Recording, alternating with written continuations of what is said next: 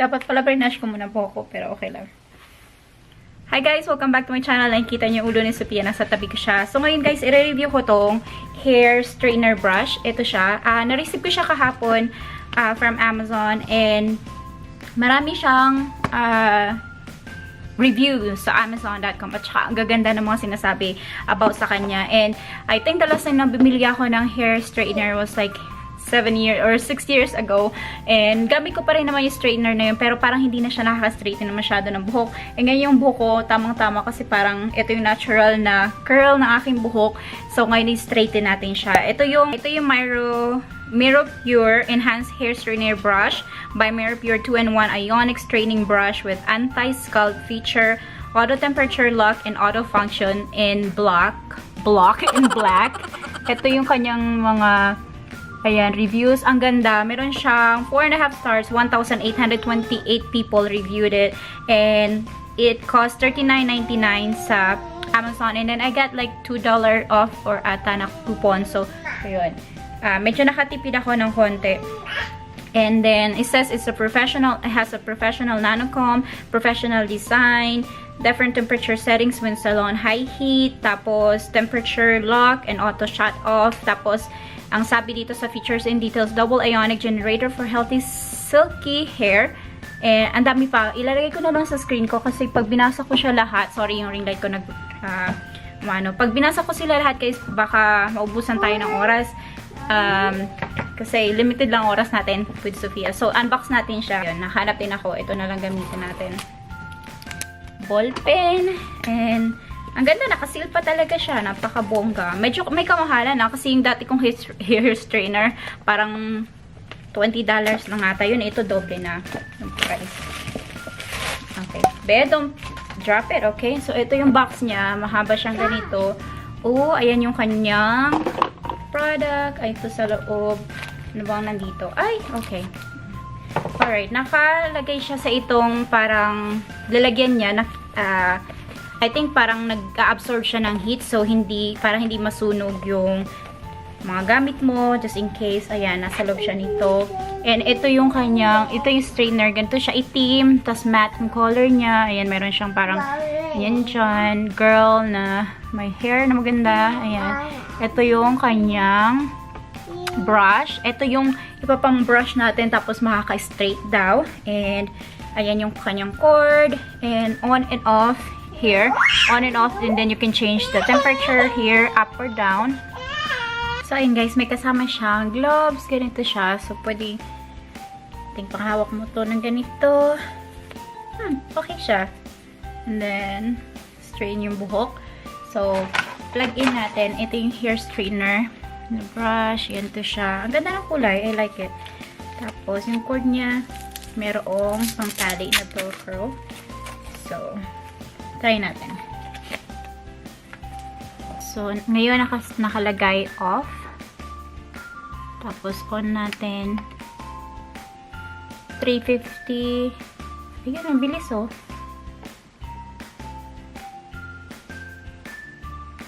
Ang taas. Taas ng pataas. 328. 335. Nagawang ko. Pero try natin guys. Ayan. Nasa 350 siya ngayon. Ang kanyang ayaw mag-focus. Pero ayan, 350 yung kanyang temperature.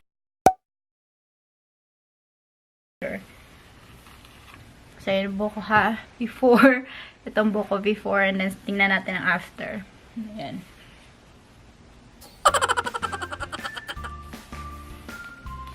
Ay, medyo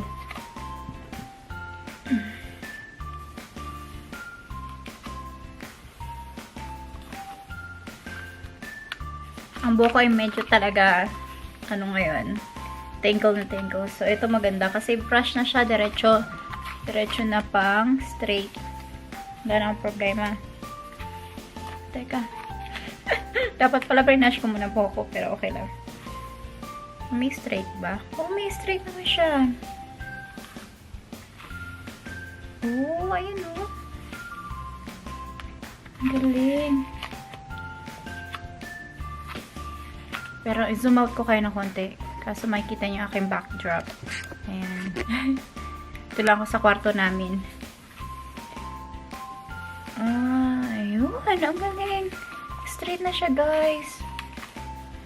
Umiinit siya kaagad. Tapos, parang hindi naman masyadong mainit yung itong bristles niya. Ang mainit yung plate dito. Ang ganda kasi pink.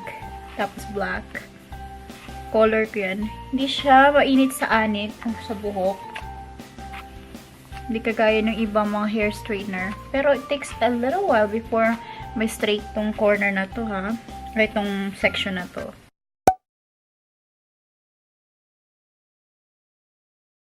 Hindi pa ako nagbabrush simula kagabi.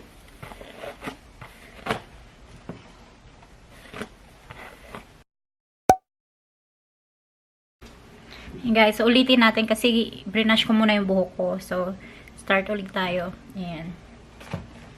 Tapos, 350 ang temperature. Ang temperature nito ngayon ay 350. Ang recommended para sa permed and blonde hair ay 150 to 170. Tapos, other hairs, 150 kapag colored hair. Pero try ko lang siya sa 350. Yung pinaka-max na kung talagang makaka-stay.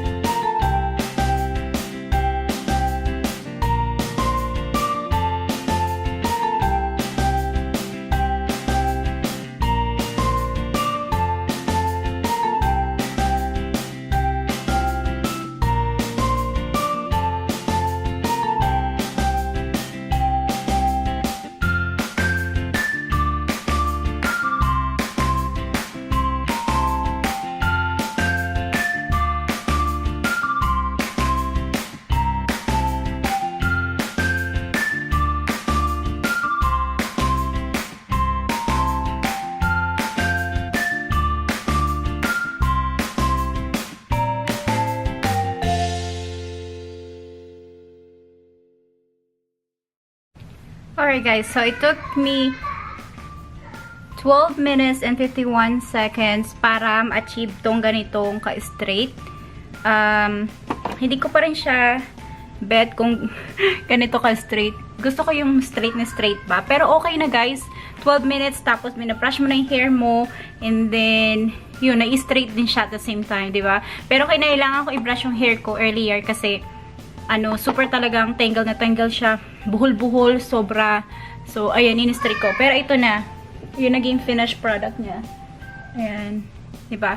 In-up ko yung temperature to 450. So, ayun siya. Ayan. Hindi umiinit masyado. Yung dito mainit, I mean, hindi siya, umiinit siya na nakaka-straight. Pero hindi siya yung mainit na you cannot touch it, gano'n. Yung pala yung mainit dito. Yung dito pala yung mainit. Pero hindi masyado. Yung hindi naman ako na-burn. Parang mainit lang talaga. So, ayun guys, 12 minutes. Siguro, mga abutin pa ng mga 20 minutes bago ko ma-achieve yung gusto ko talagang straight na straight.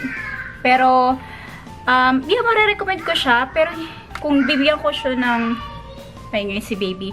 Kung I will rate this, siguro I will give this, kasi yung parang innovative siya, tapos parang binabrush mo na yung buhok mo, tapos sabi nakaka-shiny ng buhok. Yung buhok ko ngayon ay super dry kasi pinakulayan ko siya sa Pilipinas. So, hindi ko naman nakikita na shiny siya. Woo! Hindi ko siya nakikita na shiny siya ngayon, pero hindi naman siya nag-dry, na toasted, ganun. Pero, ayan, okay naman siya. Simula sa picture, kanina sa video ko, kanina lagay ko dito sa side na to.